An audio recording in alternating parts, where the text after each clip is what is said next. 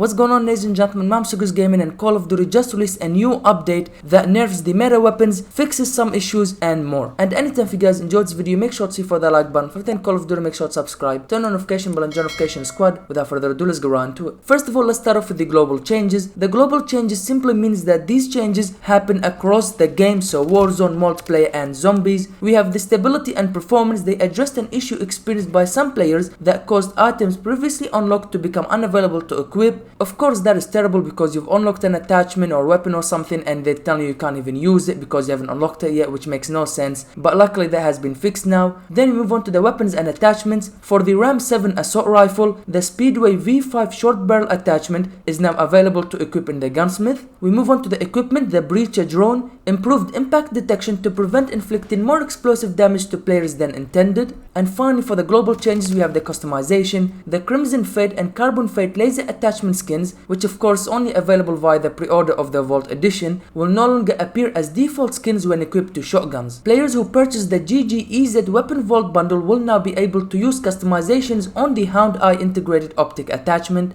The animated emblems are now properly rewarded upon reaching prestige levels 1 through 5. And finally, the Stormender, of course the new launcher, Priceless and Interstellar reward emblems will now display the correct emblem art. For the global changes, that would do it. Now let's move on to the Warzone specific changes. And man, oh man, there's a lot of changes. There's a lot of weapon nerfs, especially to the meta weapons. Let's get right into it. First of all, we have the gameplay. For Battle Royale, we have the strongholds. A black side key will only be rewarded the first time a stronghold is completed, and subsequent captures by other squads will not reward a key. We move on to the Resurgence game mode. In Urzakstan Resurgence, the Resurgence redeployment mechanic will now be disabled at the end of Circle 3 to bring it in line with other Resurgence variants. So that's it. After Circle 3, if you get eliminated, that's it. And for the public events still in Urzakstan Resurgence, disable the chance of occupation scan events in Circle 2 as it could conflict with the loadout drop, which remains. Disable the chance of cash drops during infill because during certain scenarios it may cause issues. And finally, the chances for a public event to occur in later circles has been adjusted. Okay, if I say so myself, definitely some good changes right there. But now we move on to the most important part and probably why you guys clicked this video, and that is the weapon nerfs and buffs. First of all, for the assault rifles, we have the DG56 being nerfed. The max damage has been reduced to 32 down from 40,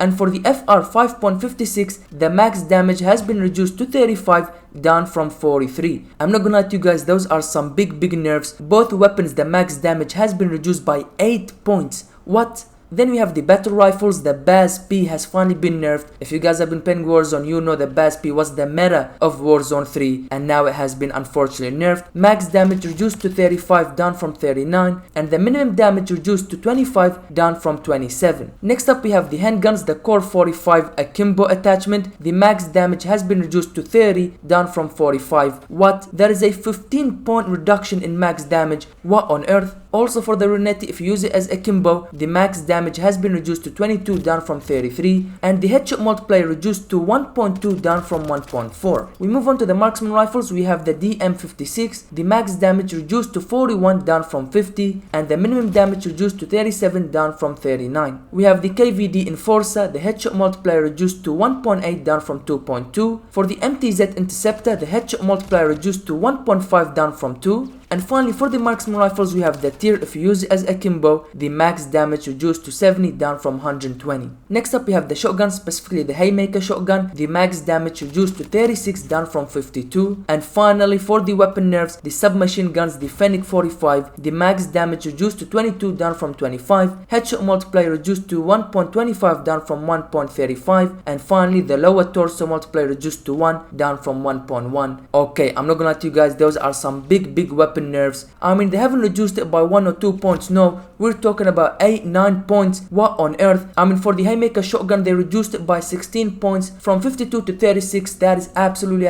ridiculous. I'm not gonna lie to you guys, this is definitely gonna change the meta and even change how these specific weapons will be used from now on. Following the weapon nerfs, we have the audio. If you guys have been playing Warzone 3 since launch of season 1, the audio have been all over the place. Sometimes you hear a player, sometimes you don't, and it's just absolutely ridiculous. But that has all been fixed now with this update. update. They have rebalanced first person and enemy footstep audio. That is definitely awesome. Hopefully the audio in Warzone is now at the perfect place, but of course we'll have to play it and see. And finally, to end the Warzone update, we have some bug fixes. We have the fixed collision issues with various elements across Urzakstan, allowing players to exploit, peek and shoot through them. Fixed an issue that allowed players to get stuck inside locked buildings that should otherwise be inaccessible. And finally fixed additional issues with the incorrect text appearing on challenges. Okay, again definitely some much needed bug fixes. I mean, you could exploit, peek and shoot through things that you were not allowed to do that, or even get stuck inside locked buildings. That is absolutely terrible, but now all of that has been fixed and that is awesome. Definitely much needed update in my opinion. We'll see how this now changes Warzone and of course what the new meta weapons will be. But with all that being said, thank you guys for watching this video. If you enjoyed it, make sure to for that like button. If you think Call of Duty, make sure to subscribe, turn on notification bell and join notification squad, and I'll catch you guys later.